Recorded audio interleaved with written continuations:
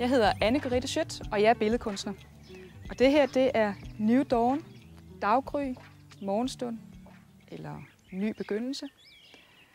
Jeg er klassisk billedkunstner. Det vil sige, at jeg går meget op i håndværket og det at kunne tegne, så dansen kan blive fri med lærredet, så jeg kan flytte med penslerne uden at skulle spekulere for meget over det, men gå meget op i mine modeller. Til hverdag så tegner jeg nemlig mennesker og maler dem, og holder meget af at have det levende menneske siddende foran mig, og så være på i nuet og fange det, som er. Jeg har et ordsprog, som hedder, jeg har så store ambitioner som maler, at jeg vil prøve at male en blomst. Og specielt lige nu bliver det en ny begyndelse eller et daggry. For jeg skal prøve pastelmaleriet, som jeg ikke er så vant til. Og jeg har fået noget meget lækkert velurpapir, som jeg skal prøve at tegne på med pastelkridt. Og det kan du få lov at følge med i mine spæde forsøg.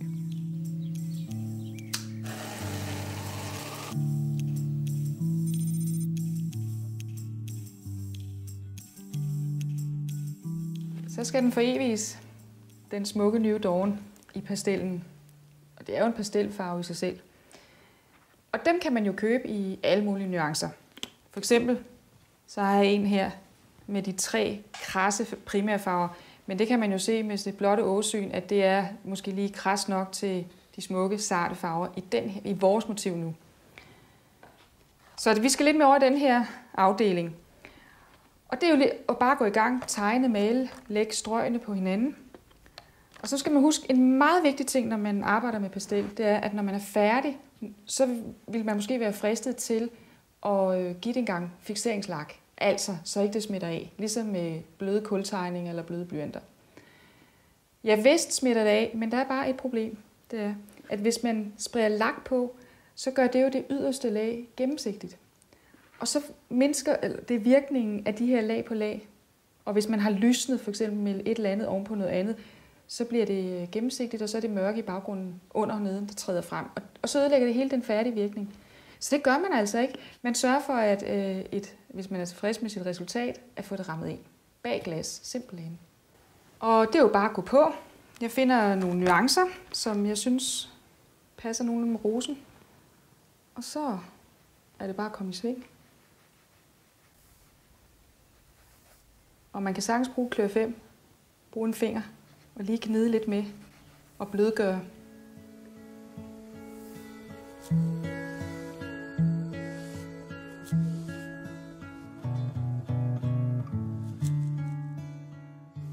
Men nu har jeg altså arbejdet med den her ene farve og siddet og gnidet lidt med en finger. Og det fungerer rigtig godt på det her velurpapir, kan jeg mærke. Nu kunne jeg tænke mig at lysne lidt, så jeg vælger jo bare en anden her i æsken og se, hvordan det ser ud. Så er det lige at finde den rigtige tone. Den her, den er sådan lidt hvid creme. Prøver lige med den.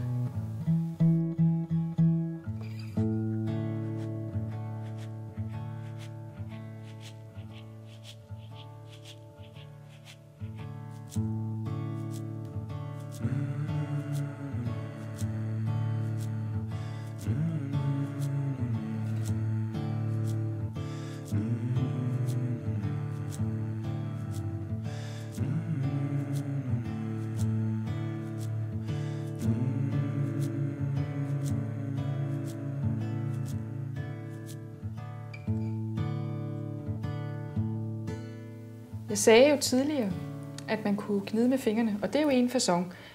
Fingrene er en lille smule olieret, og mere eller mindre.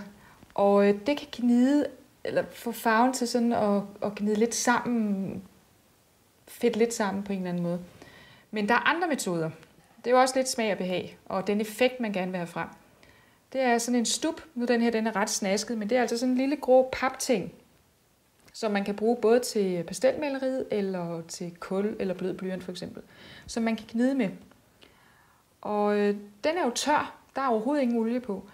Og der kan man ligesom sidde og lave toneovergange og gnide også. Så fingre og stup, så er man ret godt på vej.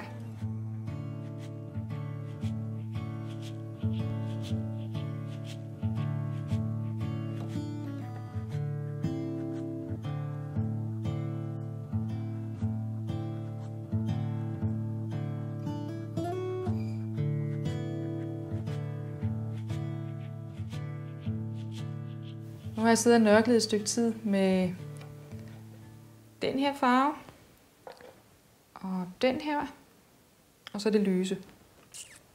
Og det er måske blevet lidt mere intenst end virkeligheden der, for jeg har ikke lige nøjagtigt den der lidt kølige lyserøde, som der er der. Og så kunne man jo begive sig ud i et helt kunststykke om at sidde og blande og nørkle sammen, men altså det her, det er en lille hurtig skitse. Så nu tror jeg, vi prøver at putte en stængel på, og skal altså have fat i noget grøn farve. Og så, hvis man kigger godt efter på stænglen, så er der også sådan, ligesom lidt varmt, lidt okker i lyset på stænglen. Sådan i de tynde steder der, hvor nede på stænglen, hvor bladene sidder, kan man også se det. Og så er tornene også røde. Så i pastelmaleriet er det sådan lidt mere konkret. Man prøver at finde den der tone, og så på med den. Det prøver jeg lige.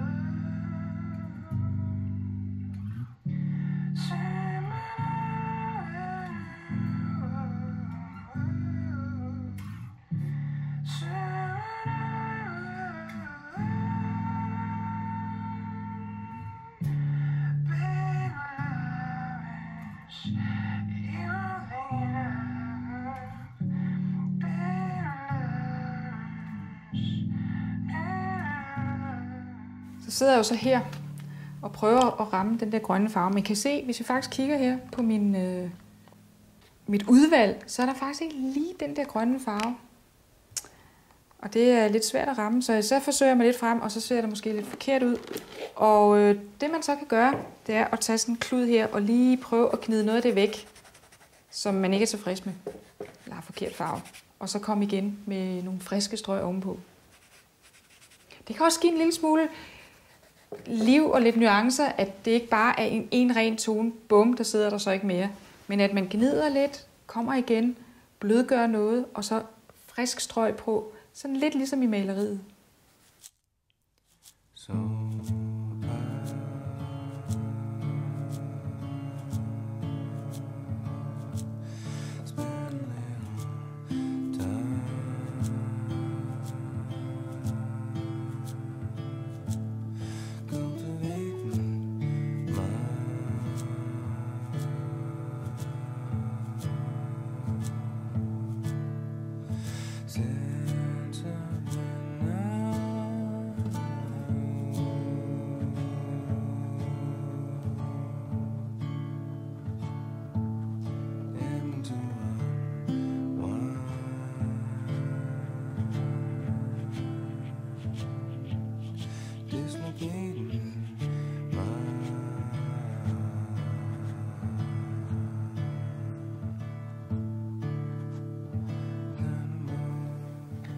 Så nu er der nogle streger på papiret. Jeg kan jo lige vise, hvor langt jeg er kommet. Så langt er jeg kommet nu. Jeg er ikke helt tilfreds endnu. Der er godt nok kommet lidt kontrast i, men det har været svært at ramme de der farver med det udvalg, jeg havde, specielt på bladene. Og så den her lille røde torn, de små røde torne, der var, det synes jeg godt nok er blevet lidt for kraftig. Men altså, der er ikke andet for, end at man kigger på det, man har lavet, og det, man ikke er tilfreds med, det må man jo ret. Og på sådan noget pastelpapir, der må man gnide lidt med en klud eller en stup eller en finger. Prøve sådan at udviske det lidt, få farven væk, og så lægge noget nyt på. Og man skal endelig passe på at ikke komme til at ødelægge papiret og være for hård mod det, så det bevarer den der fine struktur. Men ellers så er det altså lidt med nogle friske strøg, og ellers så må man lægge ovenpå. Det kan man også. Så med lidt god tid, og så eventuelt, fordi nu er den også lidt grov, sådan en, I kan se sådan en tyk spids her, ikke? Man kan sidde med en lille kniv og lave nogle finere spidser, så det var en facon at gå videre med den her. Spids dem lidt, og så sidde og ret lidt til med lidt, hvis det trænger til lidt lys, så læg lidt lys ind. Og hvis man synes, det trænger til en opstramning, lidt mørke, så lægger man en mørk streg ind. Og man kunne også finde en grå lidt eller den her, så man kunne stramme lidt op på tingene også. Og der er jo en anden ting, det er, når man skal bevare sådan noget her. Jeg sagde jo, at en fikseringsspray ikke er så godt, fordi det laver de yderste lag gennemsigtige. En facon, det er, at man kan tage et pergamentpapir, som man klister fast med et lille stykke tape, malertape eller et eller andet, og så vipper ned over, så det ikke rusher. For det er det, hvis det arbejder og rusher, så er det tværer farven ud, og så lægger det ned i en mappe. Så kan de sagtens holde sig. Det er kun et spørgsmål om, at det ikke bliver rushet frem og tilbage. Og så endelig, hvis der er noget, man er rigtig tilfreds med, så kunne man jo måske få det indrammet. Men jeg håber, at det var lidt til inspiration. Det er jo altså længe siden, jeg har prøvet pastellerne, men der er der kommet lidt frem, og det kunne være, at du havde fået lyst. Det håber jeg. God fornøjelse, og tak fordi du kiggede med.